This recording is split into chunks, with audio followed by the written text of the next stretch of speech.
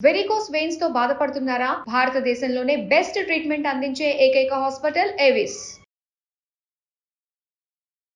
నమస్తే అమ్మా. నమస్తే అమ్మా. అమ్మ, అసలు ఉపవాసాల దీక్ష ఎవరెవరు చేయాలి, ఎప్పుడు చేయాలి, ఎందుకు చేయాలి? ఉపవాసం చేయడం వల్ల చేసే వాళ్ళకా, లేకపోతే తల్లి చేస్తే పిల్లలకా, తండ్రి చేస్తే భర్తకి, భార్యకి, పిల్లలకి, ఇంట్లో వాళ్ళకి, దేవుడికా? అసలు ఎవరి కోసం చేసుకోవాలి? అసలు ఉపవాసం అంటే ఏంటి? ఉపవాసం అంటే అట్లా కంప్లీట్ ఫాస్టింగ్ ఉండడం. మీ భాషలో ఉపనివాసం, దేవుడికి దగ్గరగా ఉండటం అంటారు. అదే కదా. మరి భగవంతుడికి దగ్గరగా ఉండే ప్రయత్నంలో దానికి అడ్డం వచ్చేటటువంటి వాటిని తొలగించుకునే ప్రాసెస్లో ఉపవాసం ప్రధానమైంది. ఇప్పుడు ప్రాక్టికల్ గా ఆలోచిద్దామమ్మా. నేను ఇప్పుడు ఉపవాసం ఉన్నా, ఈ రోజు నేను దేవుడికి దగ్గరగా ఎలా ఉన్నానమ్మా? ఇప్పుడు లేను కదా. అప్పుడు దాన్ని ఫాస్టింగ్ అంటారు, నాట్ ఉపవాసం అన్నారు. ఉపవాసానికి ఇంగ్లీష్ ట్రాన్స్లేషన్ ఇస్ ఫాస్టింగ్ కాదు. కాదు, ఫాస్టింగ్ అంటే ఇప్పుడు కడుపులో నొప్పి వస్తే కూడా పోటేం తినకు ఫాస్టింగ్ అంటారు. ఇంటర్మీడియట్ ఫాస్టింగ్ అని చెప్తున్నారు, ఫాస్టింగ్ హెల్ప్స్ అని చెప్తున్నారు. ఇవి వీటన్నింటికి మన ఉపవాసానికి తేడా లేదా? అన్నం తినకుండా ఉన్నంత మాత్రం ఉపవాసం అవదు కదా. అవదు కదా. ఉపవాసం అంటే భగవంతుడికి మనకి దగ్గరగా ఉండడానికి తగినట్టుగా చేసుకోవడం ఉపవాసం.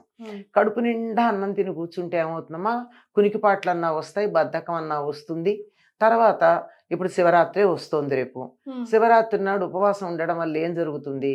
ఇంట్లో వంట పని ఉండదు, అంటు తోముకోవడం ఉండదు, తినడానికి టైం వేస్ట్ లేదు, అరిగించుకోవడానికి రెస్ట్ అక్కర్లా. ఎన్ని పనులు? వంట, వడ్డన, తినటం, కడుక్కోవడం, అరిగించుకోవడం. ఈ 5 పనులు లేకుండా ఆ సమయం కూడా దేవుడికి కేటాయిస్తే అది ఉపవాసం. అది ఇంట్లో ఉండే వాళ్ళకి. బయటికి వెళ్ళే వాళ్ళకి ఏం జరుగుతుందో చెప్తాను.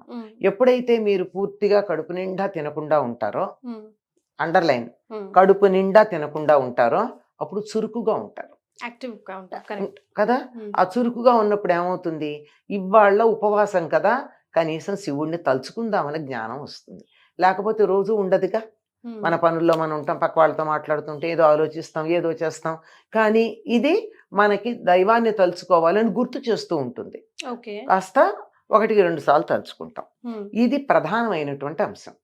ఎందుకంటే ఎప్పుడు మనం దైవ ధ్యానాన్ని కూర్చుంటే ధ్యానం, యోగా మొదలైన పేర్లు పెట్టుకుని నిద్రపోతూ ఉంటారు చాలా మంది, కదా. అది కాకుండా ఉండాలి అంటే నువ్వు ధ్యానంలో నిమగ్నమైనప్పుడు నిద్ర కాకుండా చురుకుగా ఉన్నటువంటి మానసిక స్థితి ఉండాలి. అది ఉండడానికి బరువుగా ఆహారం తీసుకోకూడదు, అట్లానే ఖాళీగా ఉండాలి. అట్లానే ఉపవాసాల్లో పుట్టిగా మానేయమని మన వాళ్ళు చెప్పాలి. అంటే కంప్లీట్ గా వాటర్ కూడా తీసుకోమా శివరాత్రి గురించి అయితే? అది అంత చెయ్యక్కర్లేదు. ఎందుకు అంత చాదస్తంగా చేస్తారో గానీ ఎక్కడా అలా చేయమని చెప్పలేదు. ఉన్నప్పుడు తప్పనిసరిగా నీరు తీసుకోవచ్చు, ఇంకొంచెం కావాలి అంటే పాలు తీసుకోవచ్చు. ఇంకా ఓపిక లేదు, మందులు వేసుకుంటానంటే పండు తినచ్చు, అంతే. అంటే ఉప్పు కారాలు అన్ని హెవీగా ఉండి అరగడానికి టైం పట్టేటటువంటి ఆహారం తీసుకోకుండా, తేలికగా నీరసం రాకుండా, పొట్ట మీద బరువు లేకుండా ఉండేటటువంటిది తీసుకోవడంలో తప్పు లేదు. వండిన పదార్థాలు ముఖ్యంగా అవాయిడ్ చేయొచ్చు. వండిన పదార్థాలు, ఉప్పు కారాలు ప్రధానం. ఉప్పు కారాలు తింటేనే వస్తుంది ప్రాబ్లం అంతా. అది లేనప్పుడు ఏం పర్వాలేదు. కనుక ఇలా ఉండి ఈ సమయం అంతా కూడా దైవ ధ్యానంలోనో, పూజో, జపమో, తపమో ఏదో ఒకటి దానితో కేటాయించినప్పుడు అది పరిపూర్ణమైనటువంటి ఉపవాసం అవుతుంది. లేకపోతే లంకణం అంటారు మన వాళ్ళు. ఫాస్టింగ్కి అర్థం లంకణం, తిండి తినకుండా ఉండడం, కడుపు కాల్చుకోవడం, అది చేసేది. ఉపవాసం ఉంటేనే దేవుడు మనకి బ్లెస్సింగ్స్ ఇస్తాడా అని నా కొడుకు అడిగాడమ్మా నన్ను. ఇవ్వడమ్మా. ఉపవాసం ఉన్నంత మాత్రాన దేవుడు బ్లెస్సింగ్స్ ఇవ్వడు. ఉపవాసం గనక చేసినట్టయితే దేవుడితో మన మనసు లగ్నమై ఉన్నప్పుడు, దేవుడికి సమీపంగా మనం ఉన్నప్పుడు, దేవుణ్ణి తలుచుకుంటూ ఉన్నప్పుడు, రోజు కన్నా ఎక్కువసేపు దైవ ధ్యానంలో మనం సమయం గడిపినప్పుడు భగవంతుడు మనకి అనుగ్రహం ప్రసాదిస్తాడు. అంతేగాని తినకుండా ఉన్నంత మాత్రాన రోగం వచ్చిన వాళ్ళు తినరు, వాళ్ళకి ఏమన్నా ఉందా? కడుపు నొప్పి వచ్చిన వాళ్ళు మందు వేసుకుని ఈ పూట ఏం తినకు అని చెప్తాం, వాళ్ళకి ఏమన్నా ప్రయోజనం ఉందా? లేదు కదా. లేదు. ఆ తినటం మానేయటం అన్నది ఒక రకమైనటువంటి ఇంద్రియ నిగ్రహానికి నిదర్శనం. అంటే అక్కడ పదార్థం ఉంటే నేను ఇవాళ శివుడి కోసం ఇది తినను అని అనుకోవడం నాలుకను అదుపులో పెట్టుకోవడం కదా, అది కొంత ప్రయోజనం, అంతకు మించి కాదు. అంటే దేవుడు అంటే మనకు భయం కాబట్టి, భక్తి కాబట్టి ఎలా అయినా ఆ పని చేసేస్తాం. అది సో ఇది ఆధ్యాత్మికంగా. సైన్స్ ఏం చెప్తుందమ్మా ఉపవాసం చేసినప్పుడు మన బాడీ ఎలా ఉంటుంది? ఓషినోరి సుబుకినో ఏదో ఉంది ఆయన పేరు, జపాన్ దేశస్థుడు. అమ్మా. ఆయనకి నోబెల్ బహుమానం వచ్చింది. ఆయన దాని మీద ఆటోఫాగి అనేటటువంటి ఒక సిద్ధాంతం మీద ప్రయోగం చేసినప్పుడు పరిశోధన చేసిన దానికి ఫలితంగా ఎందుకు ఆయన చెప్పింది ఏమిటంటే అప్పుడప్పుడు మినిమం 15 రోజులకు ఒకసారి పూర్తిగా శరీరానికి ఆహారం ఇవ్వడం మానేయమన్నాడు. ఎవ్రీ 15 డేస్కి ఒక్కసారి. ఆహారం ఇవ్వకపోతే ఏం జరుగుతుంది అంటే మన శరీరంలో ఉన్న వ్యర్థాలని మన శరీరం తినేస్తుంది. ఏవైతే మనం అక్కర్లేదనుకుంటామో అది ఈ ఆటోఫాగి సిద్ధాంతం ప్రకారం గనక సరిగ్గా చేసినట్లయితే క్యాన్సర్ లాంటి వాటిని కూడా క్యూర్ చేయొచ్చు అని చెప్తారు.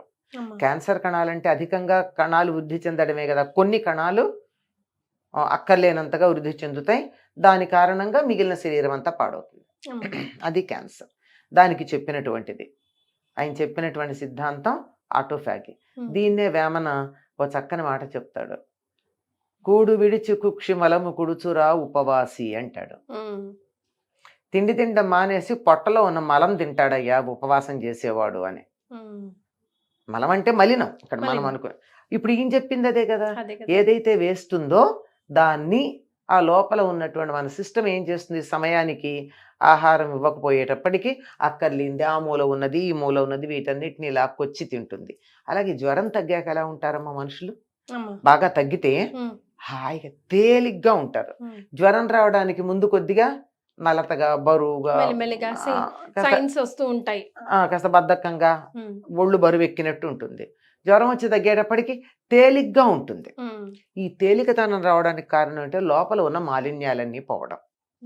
అంచేత ఉపవాసం గనక చేసినట్టయితే మాలిన్యాలు పోతాయి అని ఆయన చెప్పింది.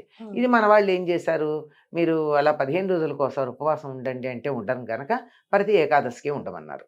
మరి సో సైన్స్ కి ఆధ్యాత్మికతని జోడిస్తేనే మనం కొంతమందిని భక్తి శ్రద్ధలతో పాటిస్తాం కాబట్టి.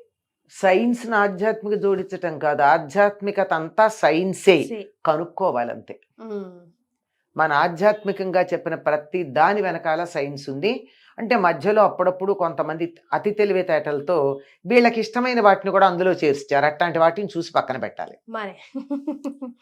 అది అతి తెలివితేటలతో నేను దేవుడి పేరు చెప్తే తప్ప మనుషులు వినరు అన్న ఉద్దేశంతో నా ఇష్టమైందన్నీ దేవుడి పేరు పక్కన పెట్టడం, అట్లా పెట్టినవి వాటిని మూఢాచారాలు మూఢ విశ్వాసాలు అని చెప్పి గుడ్డి నమ్మకాలు అని చెప్పి వాటిని పక్కకు పెట్టాలి. కానీ పూర్తి ఆధ్యాత్మికత ఏదైతే ఉందో అది ప్యూర్ సైన్స్. సైంటిఫిక్ బ్యాక్గ్రౌండ్ లేకుండా ఏమీ చెప్పరా. ఏకాదశి నాడు ఉపవాసం ఎందుకు ఉండమని చెప్పని నేను ఎప్పుడు చెప్తూ ఉంటాను. ఎవరన్నా ఇంకో నోబెల్ బహుమానం కావాలనుకున్న వాళ్ళు దీని మీద పరిశోధన చేయమని. ఏకాదశి నాడే ఎందుకే ఉపవాసం చెయ్యాలి, ఉపవాసం చేస్తే మంచిదని ఆయన జపాన్ దేశీయుడికి ఇది వచ్చింది నోబెల్ బహుమానం.